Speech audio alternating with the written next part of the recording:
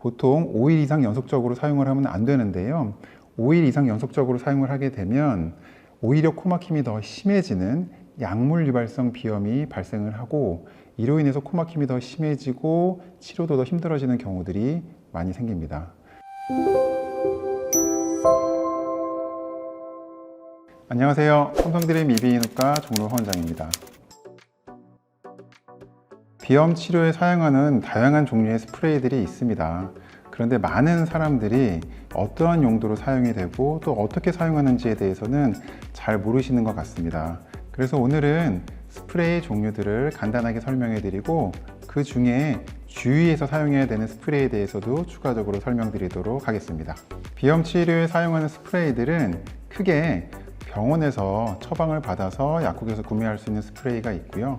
또한 처방전 필요 없이 약국에서 언제든지 구입할 수 있는 스프레이들로 나눠볼 수가 있겠습니다.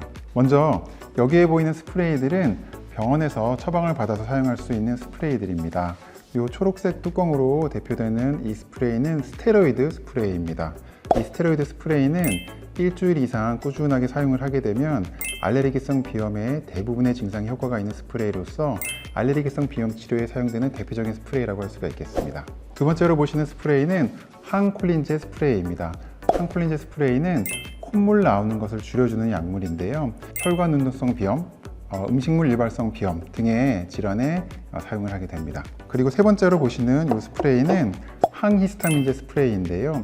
항히스타민제 스프레이도 콧물, 코 가려움, 재채기 등의 증상을 조절하기 위한 용도로 사용되는 스프레이들입니다. 이렇게 병원에서 의사 진료를 통해서 처방을 받아서 구매할 수 있는 스프레이들은 전문의약품이라고 합니다. 이러한 전문의약품 스프레이들은 적절한 질환에 적절한 용도로 사용을 하게 되면 매우 안전하게 사용할 수 있는 스프레이들입니다. 필요에 따라서는 소아나 임산부에게도 안전하게 사용할 수 있는 스프레이들입니다. 다음으로 이쪽에 보이는 스프레이들은 의사의 처방 없이 약국에서 누구나 구매할 수 있는 스프레이들입니다. 이러한 스프레이들은 안전하고 용법에 맞게 잘 사용을 하면 좋은 치료제로서 사용될 수 있지만, 의사 처방 없이 언제든 구매할 수 있는 스프레이들이기 때문에 오용과 남용으로 인한 문제점들이 많이 생기기 때문에 오늘 그러한 부분에 대해서 설명을 드리도록 하겠습니다. 먼저 비강세척액 스프레이에 대해서 말씀을 드리겠습니다.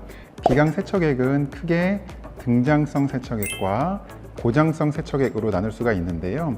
우리 체액의 염분 농도와 동일한 농도의 세척액을 등장성 세척액이라고 하고, 고농도의 세척액을 고장성 세척액이라고 합니다. 먼저 등장성 세척액에 대해서 말씀을 드리면, 코 안에 있는 점막의 세포와 같은 농도의 세척액이기 때문에 세척액을 사용을 할 때 점막 세포에 미치는 영향이나 세포를 파괴하는 것이 거의 없어서 안전하게 사용할 수 있는 세척액이고, 코를 세척하고 코 안을 청소하는 목적으로 사용하는 데 있어서는 장기간 사용해도 큰 문제가 없는 안전한 세척액이라고 할 수가 있겠습니다. 고장성 세척액은 세척의 목적과 더불어서 농도 차이로 인한 상투압 현상으로 인해 코 안 점막에 있는 수분이 빠져나오면서 일시적으로 점막이 부피가 줄어들어서 코막힘을 개선을 하는 효과가 있다라고 이야기가 되어서요, 세척뿐만 아니라 코막힘을 개선하는 목적으로도 사용이 된다라고 알려져 있습니다. 그러면 매우 안전하면서도 코막힘 개선에 효과적인 스프레이로서 우리가 생각할 수 있는데요, 꼭 그렇지는 않습니다.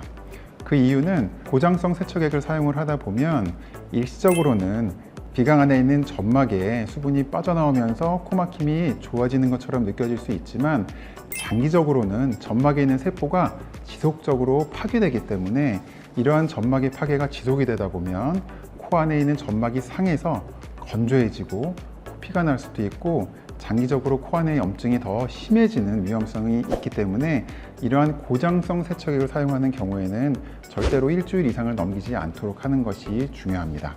비강세척 스프레이가 등장성인지 고장성인지를 구분할 수 있는 방법은 농도를 보면 알 수가 있습니다. 일반적으로 우리 체액의 농도는 0.9% 정도인데요. 이 제품의 0.9% 혹은 등장성이라는 이야기가 있으면 그건 등장성 세척액이라는 걸 알 수가 있고, 3% 혹은 5%와 같은 농도가 나타나고 고장성이다 라고 하는 표현이 있으면 이거는 고장성 세척액이다 라고 구분을 할 수가 있습니다. 앞에 말씀드린 스프레이들은 비교적 그 스프레이들로 인한 부작용이나 합병증이 심각하지 않은 것들입니다. 지금부터 말씀드릴 비강혈관 수축제 스프레이는 국소 비충혈 완화제라고도 불리우는데요. 일시적으로 비강에 있는 혈관을 수축을 시켜서 점막의 부피를 줄어들게 해서 강력하게 코막힘을 개선하는 효과를 발휘하는 스프레이입니다.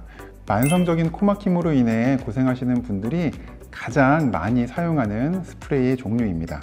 하지만 이 스프레이를 사용함으로 인해서 이 스프레이로 인한 문제점도 가장 많이 발생하는 스프레이이기도 합니다. 보통 5일 이상 연속적으로 사용을 하면 안 되는데요. 5일 이상 연속적으로 사용을 하게 되면 오히려 코막힘이 더 심해지는 약물 유발성 비염이 발생을 하고, 이로 인해서 코막힘이 더 심해지고 치료도 더 힘들어지는 경우들이 많이 생깁니다. 따라서 이러한 비강혈관 수축제를 사용을 할 때에는 증상이 아주 심할 때에만 2, 3일 정도 사용을 하게 되고, 그 후로는 장기적으로 사용하지 않고, 만약에 증상이 반복이 된다면 최소한 2, 3주 정도의 간격을 두고 사용을 해야 안전하게 사용을 할 수가 있습니다. 이렇게 비염 치료에 사용되는 스프레이 종류와 주의해야 되는 점에 대해서 말씀을 드렸는데요. 내가 코가 불편한 비염 증상이 있는 경우에 혼자 스스로 판단하고 결정하지 마시고 이비인후과에 내원하셔서 코 상태를 정확하게 진단을 받으시고 그에 따른 치료로서 스프레이를 선택을 하시면 안전하게 사용을 할 수 있을 것 같습니다.